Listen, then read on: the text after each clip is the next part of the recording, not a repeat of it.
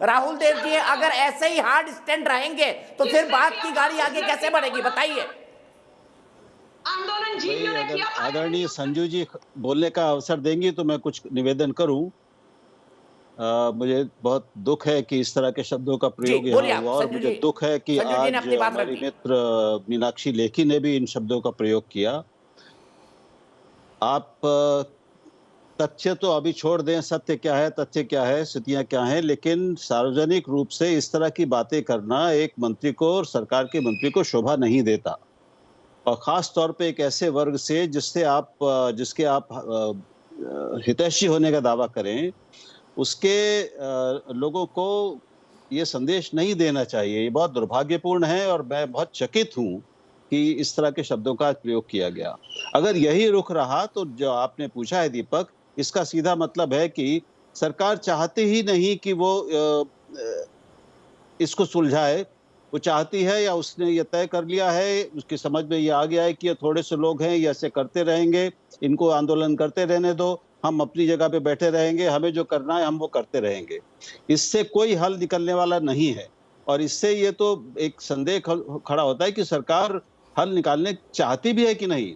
नरेंद्र सिंह तोमर तो बहुत संयत बात कर रहे हैं, मैं समझता हूँ गंभीर आदमी हैं, उसकी बात करनी चाहिए। किसानों को भी ये समझना पड़ेगा कि अड़ने से, जिद से कोई भी मसला आज तक दुनिया में हल नहीं हुआ ठीक से। लोकतंत्र ऐसे नहीं चलते।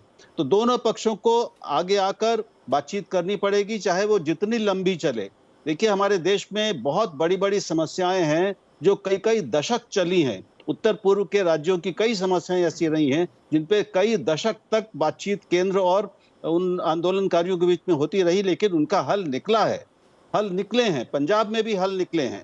तो बातचीत के रास्ते में, बातचीत के समाधान में विश्वास पहली जरूरत है, और उस हिसाब से तैयारी की पहली जरूरत है। ठीक है, मैं सीधे यही सवाल लेता हूं, विश्वास की कमी है सरकार और किसानों के बीच, बताइए संजू वर्मा जी, फिर मैं रमनीक भाई और अखिलेश प्रताप सिंह जी के पास जाऊंगा। संक्षेप में थोड़ा मैं ये कहना चाहती हूँ दीपक जी कि सरकार ने अब तक 50 घंटों से ज्यादा वार्तालाप किया है किसान भाइयों के साथ। 11 बार बातचीत हो चुकी है।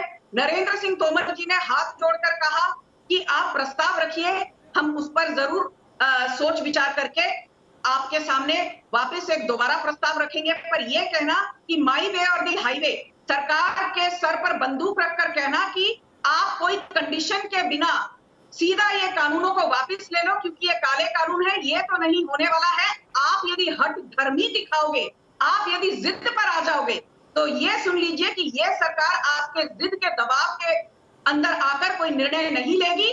क्योंकि आज भी दीपक जी, आपके दर्शकों को जानना जरूरी है, सिर्फ गेहूं की बात कर रही हूँ, सिर्फ गेहूं की बात कर रही हूँ। गेहूं की सार्वजनिक खरीदारी पिछले 3 महीनों में 65,000 करोड़ की गेहूं की खरीदारी MSP पर हुई है।